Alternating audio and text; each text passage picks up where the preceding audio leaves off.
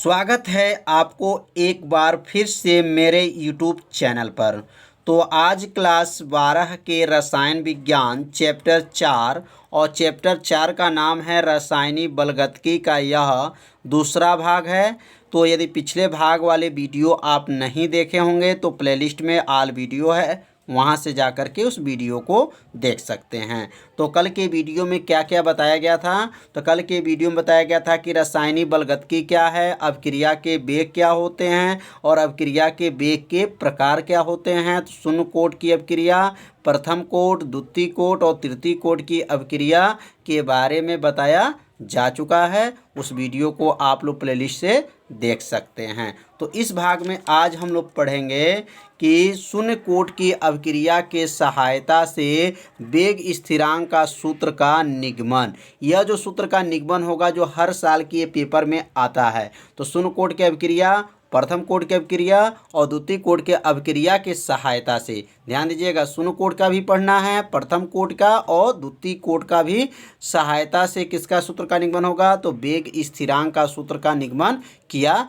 जाएगा। तो आज जो हमारा वीडियो बनेगा शून्य कोट की अभिक्रिया और प्रथम कोट के अभिक्रिया के सहायता से क्या होगा, वेग स्थिरांक का सूत्र का निगमन किया जाएगा। तो आप लोग एक एक लाइन सूत्र का निगमन देखिएगा, जहां भी दिक्कत होगा वहां तुरंत कमेंट कीजिएगा। तो शून्य कोट की अभिक्रिया क्या है, पहले शून्य कोट की अभिक्रिया किसे कहते हैं। तो कल के वीडियो में बताया गया था कि शून्य कोट की अभिक्रिया जो इसकी परिभाषा बताया गया था कि अभिक्रिया का वेग अभिकारक के सांद्रण के, अभिक्रिया का वेग जो होता है, अभिक्रिया का वेग अभिकारक के सांद्रण के कितने घात होता है, शून्य घात के अनकर्मानुपाती होता है या समानुपाती होता है, शून्य कोट की अभिक्रिया कहलाता है। तो कल के वीडियो में बताया गया था। तो इसका नाम है अभिक्रिया का वेग, dx/dt का जो नाम क्या है, अभिक्रिया का वेग, और इसका नाम है अभिकारक का सांद्रण के 0 घात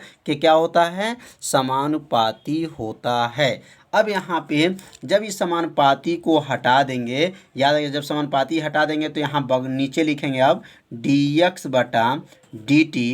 dx/dt बराबर हो जाएगा, और यहाँ लिखेंगे k, क्या लिखेंगे k, और कोष्टक में हो जाएगा यहाँ पर a माइनस x के पावर 0 घात। तो यहाँ जो है, यहाँ k कहाँ से आ गया, तो जब भी नियतांक, जब ये इसको हटाते हैं, याद रखेंगे जब भी इसको हटाया जाता है तो एक नियतांक बनता है। तो रसायन विज्ञान में नियतांक को स्थिरांक कहा जाता है, याद रखे रहिएगा।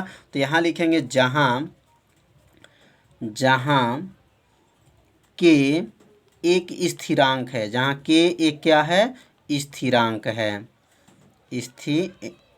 स्थिरांक है, उसका नाम क्या है, तो जो लिख देंगे जो वेग स्थिरांक है, क्या नाम है, वेग स्थिरांक है, याद रखे रहिएगा। जो k का क्या नाम है, तो वेग स्थिरांक है। तो अब यहाँ पे जो है, अब ये 0 घात दिया गया, तो किसी भी संख्या के ऊपर अगर 0 घात दिया हो तो उसका मान क्या होता है, तो किसी भी संख्या के ऊपर अगर 0 घात है तो उसका मान 1 होता है, याद रखे रहिएगा। x के पावर 0 है तभी 1 होगा, y के ऊपर 0 है तभी 1 होगा। तो a माइनस x के ऊपर 0 घात है तो इसका भी मान क्या होगा, 1 होगा।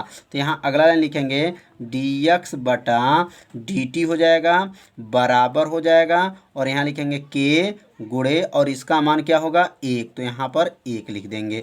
तो समझ में आ रहा होगा, जहाँ भी दिक्कत होगा आप लोग कमेंट जरूर कीजिएगा। अगला लाइन लिखेंगे अब dx/ क्या होगा, dx/dt हो जाएगा, बराबर हो गया, k में 1 का गुणा करेंगे, तो k में जब 1 का गुणा करेंगे तो k का नाम k हो जाएगा। अब यहाँ k में किससे गुणा कर लेंगे, तो dt से। तो dt में जब k का गुणा होगा तो क्या बनेगा, dx बराबर हो जाएगा, dx बराबर k dt हो जाएगा। तो समझ में आ रहा होगा कि यह k dt कैसे हुआ, dt का गुणा किस में किया है, k में, तो क्या बन गया, k dt हो गया। अब यहाँ लिखेंगे दोनों पक्षों में समाकलन करने पर, याद रखिएगा दोनों पक्षों में क्या करेंगे, अब समाकलन, दोनों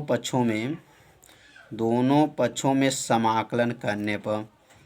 अब यहाँ पे समाकलन कर लेंगे, तो समाकलन करने पर आप लोग भी अपने कॉपी में इसे नोट करते चलिए, जिससे आपको पूरा समझ में आ जाएगा। तो समाकलन अब दोनों पक्षों में करेंगे तो यहाँ क्या लिखेंगे, समाकलन dx हो जाएगा, बराबर हो गया समाकलन k हो जाएगा और dt हो जाएगा। तो दोनों पक्षों में क्या किए हैं, समाकलन किए हैं। तो ये समाकलन का चिन्ह है, याद रखिए। बायोलॉजी वाले लड़के जो भी हैं ध्यान दीजिएगा, क्योंकि मैथ में तो समाकलन बहुत ज़्यादा पढ़ना है, लेकिन बायो में जो है मान लीजिए बायो वाले जो है मैथ पढ़ते नहीं हैं, इसलिए समाकलन का चिन्ह को जानते नहीं होंगे। तो इसलिए याद रखिएगा यह समाकलन का चिन्ह है और यहाँ समाकलन का सूत्र भी लागू करना है। तो एक सूत्र को ध्यान दीजिए, आपको पूरा समझ में आ जाएगा। तो यहाँ सूत्र भी लिख दे रहे हैं बॉक्स में, और इसी सूत्र के सहायता से यहाँ सॉल्व किया जाएगा। तो सूत्र होता है समाकलन अगर dx है तो इसका सूत्र होता है x होता है। क्या होता है, समाकलन dx, मतलब dx का समाकलन कितना होता है, तो x होता है। तो यहाँ पे जैसे dx है तो क्या हो जाएगा, x हो जाएगा। और यह जो है k जो है बाहर आ जाएगा, और dt, तो dt का क्या होता है, तो याद रखिए dt का जो होता है t होता है। क्या होता है, जैसे x का dx है तो x होगा, तो dt है तो t होगा। तो अगला लाइन जो यहाँ लिखेंगे, अब यहाँ जब लिखाएगा तो dx है तो यहाँ क्या हो जाएगा, x हो जाएगा। x बराबर हो गया, और यहाँ k को क्या करेंगे, बाहर कर लेंगे, और dt का समाकलन क्या होगा, तो t हो जाएगा। याद रखिएगा t कैसे बना, क्योंकि यहाँ dx है तो x है, dt है तो t होगा, प्लस हो जाता है। और जब भी समाकलन हटता है तो याद रखिएगा यहाँ पर i लिखते हैं। क्या लिखते हैं, आई। जब भी समाकलन चिन्ह को हटा देंगे तो क्या लिखेंगे, आई लिखा जाता है, जो समाकलन नियतांक कहा जाता है। इसको समीकरण नंबर 1 मान लेंगे। तो समीकरण 1 जो है आप लोग को समझ में आ गया होगा कैसे आया।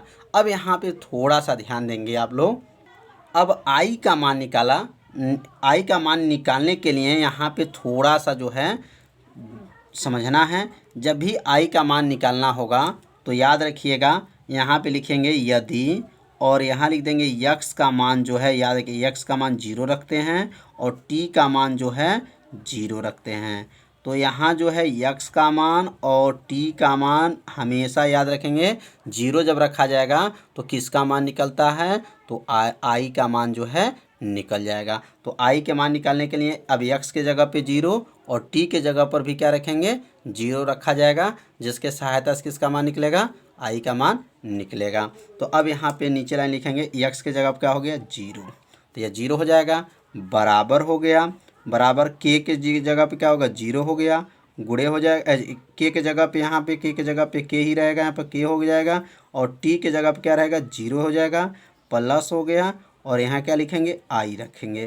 तो ये किसका मान है, तो x का मान 0 हो गया, और यहाँ जो है किसका मान रखे हैं, तो t का मान क्या रखे हैं, 0 रखे हैं, प्लस i हो गया। अब k में जब 0 का गुणा करेंगे तो k शून्य क्या होगा, k शून्य क्या हो जाएगा, शून्य हो जाएगा, और ये भी शून्य है। तो इसके नीचे लाइन में क्या लिखेंगे, शून्य लिख देंगे, बराबर हो गया, शून्य हो गया, प्लस हो जाएगा, और किसका मान यहाँ लिख देंगे, यहाँ पर आई।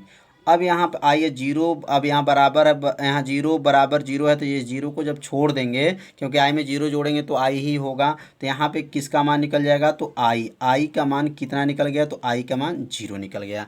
अब आई का मान जब 0 निकल जाएगा तो इसको समीकरण 1 में आई के जगह पर रख देंगे। तो यहाँ लिख देंगे आई का मान जो निकला है, आई का मान समीकरण 1 में रखने पर, अब समीकरण जो है 1 में रख देंगे, समीकरण 1 में रखने पर। तो समीकरण 1 क्या है, समीकरण 1 क्या है, अब यहाँ नोट करेंगे। तो समीकरण 1 जो है x बराबर था, क्या था, के टी था, और प्लस क्या था, आई था। अब यहाँ पे जो है आई का मान को रख देंगे। तो आई का मान कितना आया है, तो 0 आया है। तो x बराबर क्या हो गया यहाँ पर, के टी प्लस 0। अब इस 0 को क्या करेंगे, छोड़ देंगे, तो अब क्या बचेगा यहाँ पर, x बराबर क्या हो गया, के टी हो जाएगा। या कर लेंगे, या का मतलब हो गया के टी को आगे उतारेंगे, तो के टी बराबर क्या हो गया, x हो जाएगा। तो k बराबर क्या होगा, तो k बराबर हो जाएगा x बटा टी हो गया। तो यह जो है किसके माध्यम से निकला, तो शून्य कोट के अभिक्रिया के सहायता से, याद रखेंगे शून्य कोट के अभिक्रिया के सहायता से किसका मान निकल गया, वेग स्थिरांक का यह सूत्र है। तो k बराबर x बटा जो है टी जो है सूत्र का निगमन आ गया। तो इसे सूत्र का निगमन आप लोग अपने कॉपी में हल करते भी चलिए, जिससे क्या होगा आपको यह आसान हो जाए यह सूत्र का निगमन। तो अब हम लोग पढ़ेंगे कि प्रथम कोटि की अभिक्रिया की सहायता से वेग स्थिरांक का सूत्र का निगमन। तो अब यहाँ पे नोट कर लेंगे कि प्रथम कोटि के अभिक्रिया के सहायता से वेग स्थिरांक का सूत्र का निगमन। तो अभी जो हम लोग पढ़े हैं कि प्रथम कोटि की अभिक्रिया शून्य कोटि की अभिक्रिया की सहायता से वेग स्थिरांक का सूत्र का निगमन हुआ है। अब क्या करेंगे, तो अब प्रथम कोटि की, तो प्रथम कोटि के अभिक्रिया का सूत्र क्या होता है, तो उसका सूत्र नोट करेंगे और सूत्र नोट करने के बाद इसका निगमन करेंगे। तो यहाँ लिखेंगे dx बटा जो है dt। तो यह नाम हो गया अभिक्रिया का वेग और इसका नाम हो गया अभिकारक के सांद्रण के प्रथम घात, मतलब यहाँ पे एक घात है, यहाँ पे कितना घात छिपा रहता है, तो एक घात छिपा रहता है। तो इसका क्या हो जाएगा, अभिक्रिया का वेग अभिकारक के सांद्रण के प्रथम घात के क्या होता है, समानुपाती होता है। और इसके पहले क्या था, यहाँ पर जीरो घात, मैंने शून्य कोटि की अभिक्रिया जब लेंगे तो यहाँ जीरो घात लेंगे और प्रथम कोटि की अभिक्रिया लेंगे तो यहाँ पर एक घात नोट करेंगे।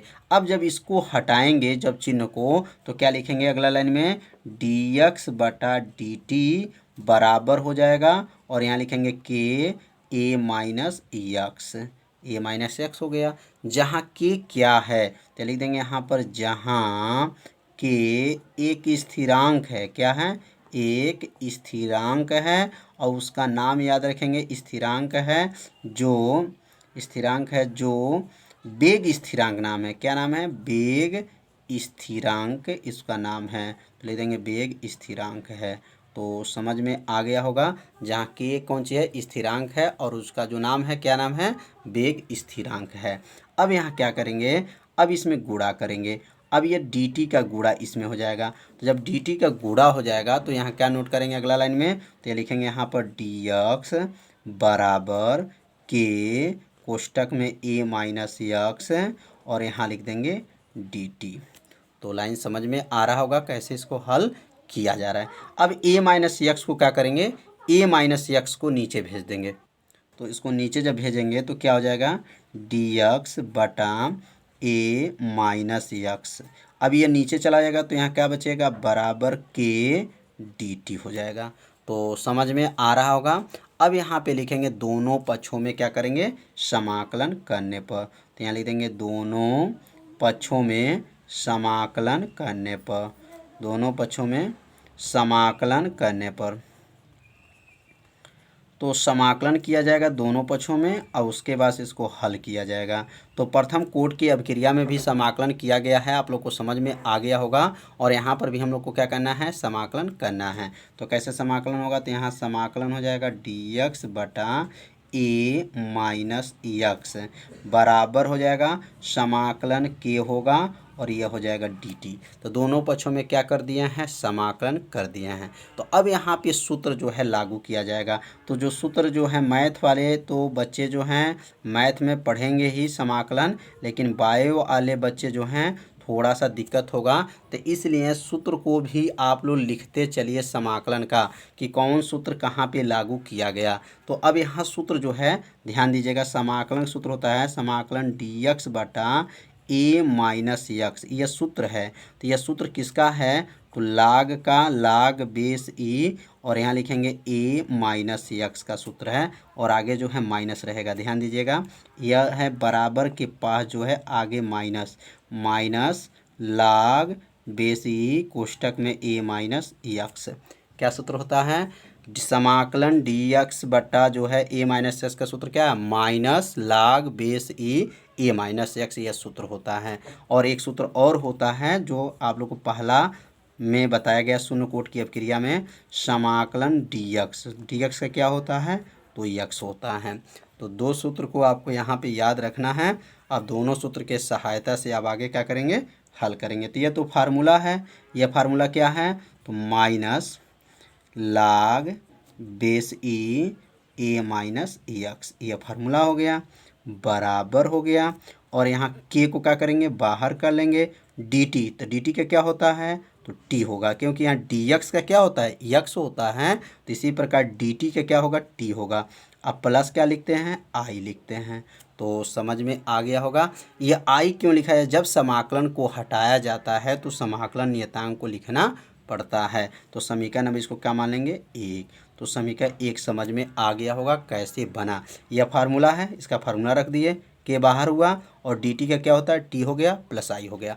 अब आई का मान निकालने के लिए शून्य कोट की अवक्रिया में क्या किया गया था, आई का मान निकालने के लिए यक्स का मान 0 और टी का मान 0 रखा जाता है, जिसके सहायता से किसका मान निकल जाएगा, तो आई का मान निकल जाएगा। तो अब यहाँ नीचे लिखेंगे, अब यक्स बराबर यहाँ लिख देंगे, यक्स यदि लिख देंगे और यहाँ लिखेंगे यक्स बराबर 0, यक्स का मान 0 रख देंगे और टी का मान जो है 0 रखेंगे। 0 समीकरण एक में रखने पर, यक्स बराबर 0 और टी बराबर 0 किस में रखेंगे, समीकरण एक में रखने पर, एक में रखने पर।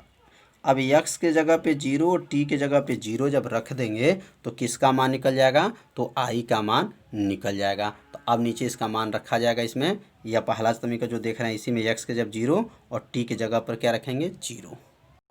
तो यहाँ पे मान रखेंगे तो क्या होगा, माइनस लाग बेसी ए माइनस यक्स था तो यक्स के जब क्या हो जाएगा, 0 हो जाएगा, बराबर के टी का मान क्या होगा, 0 होगा, प्लस यहाँ आई। तो आई का मान निकालने के लिए यक्स का मान 0 और टी का मान 0 रखना पड़ता है, जिसके सहायता से किसका मान निकलेगा, आई का मान निकलेगा। तो अब ए में से जब 0 घटा देंगे तो क्या बनेगा, यहाँ पर माइनस बनेगा, यहाँ पर माइनस लाग बेस ई ए बराबर होगा, के में 0 को गुणा करेंगे तो क्या हो जाएगा, 0 प्लस आई। अब इस 0 को छोड़ देंगे तो क्या आएगा, माइनस लाग बेसी ए बराबर क्या हो जाएगा, आई।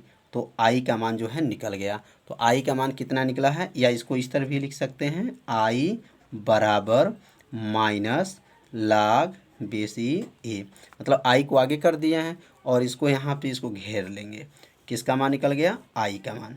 अब आई का मान जो निकला है वह समीकरण नंबर किस में रखेंगे, एक में रख देंगे। तो यहाँ लिखेंगे आई का मान समीकरण एक में रखने पर। अब समीकरण एक में क्या करेंगे, रख देंगे, किसके जगह पे, तो आई के जगह पे रख देंगे, रखने पर।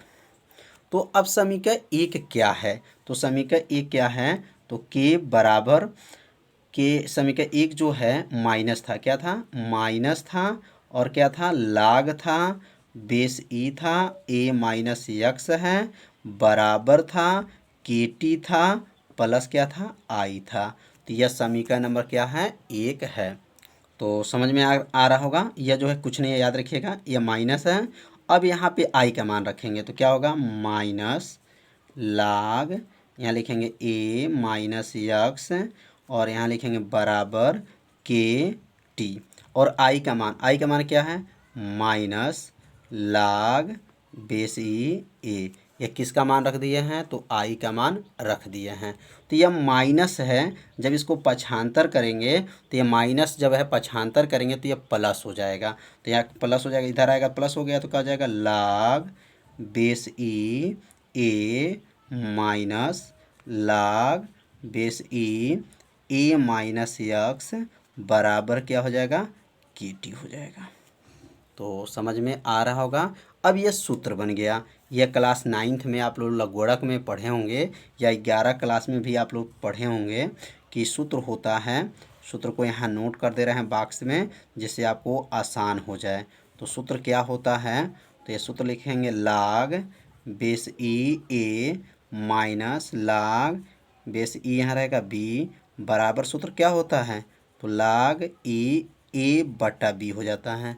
मतलब ये माइनस है तो भाग बन जाता है, क्या बनता है, भाग। तो लाग बेस ई ए माइनस लाग बेस ई बी है तो क्या बनेगा, लाग बेस ई ए बटा बी हो जाएगा।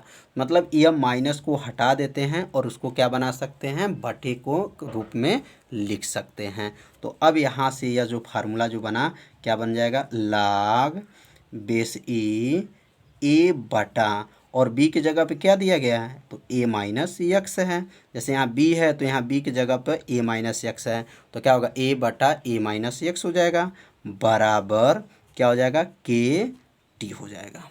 तो समझ में आ रहा होगा कैसे इसको सॉल्व किया जा रहा है। अब यहाँ पर थोड़ा सा और समझेंगे, आपका आंसर आ जाएगा। अब के टी को यहाँ लिख देंगे, या के टी बराबर क्या होगा, तो के टी बराबर क्या बनेगा, लाग बेस ई ए बटा ए माइनस एक्स। अब यहाँ किसको रोकेंगे, तो याद रखेंगे अगर यहाँ के को रोक दें तो टी कहाँ जाएगा, नीचे चला जाएगा। तो अब यहाँ लिख देंगे के बराबर क्या होगा, तो के बराबर हो जाएगा, अब टी नीचे जाएगा तो 1/t हो जाएगा, 1/t लाग बेस ई ए बटा ए माइनस एक्स। तो यह किसका सूत्र आ गया, तो प्रथम कोट के अभिक्रिया के सहायता से किसका नाम माना गया, वेग स्थिरांक का मान आ गया। और एक लाइन और भी चलेंगे, अगर इस बेस को हटा दिया जाए और वहाँ पे जो बेस ई है वहाँ पे अगर 10 लिख दिया जाए तो मान इसका हो जाएगा के बराबर 2.303 लाग, अब ये बन जाएगा 10। याद रखेंगे क्या हो जाएगा, 10 ए बटा ए माइनस एक्स, बटा में क्या है, तो बटा में टी है। तो यहाँ पे जब 10 लिखते हैं, जब भी याद रखिए 10 रखेंगे तो क्या लिखेंगे, 2.303 से क्या कर लेते हैं, गुणा कर लेते हैं। तो यह दोनों में से कोई भी आप यहाँ तक आंसर लिख दें तो किसका मान आ जाएगा, प्रथम कोट के अभिक्रिया के सहायता से वेग स्थिरांक या सूत्र का निगमन हो गया। तो समझ में आ रहा होगा आप लोग को। तो आप लोग अपने कॉपी में से हल कीजिए। यदि आप लोग को समझ में नहीं आ रहा होगा तो वीडियो को एक बार और देखिएगा, जिससे आपको पूरा समझ में आ जाएगा। तो आज का वीडियो जो है इतना ही रहेगा। अब कल के वीडियो में हम लोग पढ़ेंगे द्वितीय कोट के अभिक्रिया के सहायता से वेग स्थिरांक का सूत्र का निगमन। तो यह प्रतिदिन ये मेरे वीडियो को आप लोग देखिए, शेयर कीजिए, लाइक कीजिए और चैनल को भी सब्सक्राइब कर लीजिए, क्योंकि यहाँ इस चैनल पर आपको प्रतिदिन जो है रसायन विज्ञान और भौतिक विज्ञान का प्रतिदिन आपको वीडियो अपलोड किया जाता है। तो इस चैनल को क्या कीजिए, सब्सक्राइब कर लीजिए। तो आज इतना ही, अब कल मिलते हैं 7 बजे शाम को। तब तक के लिए नमस्कार।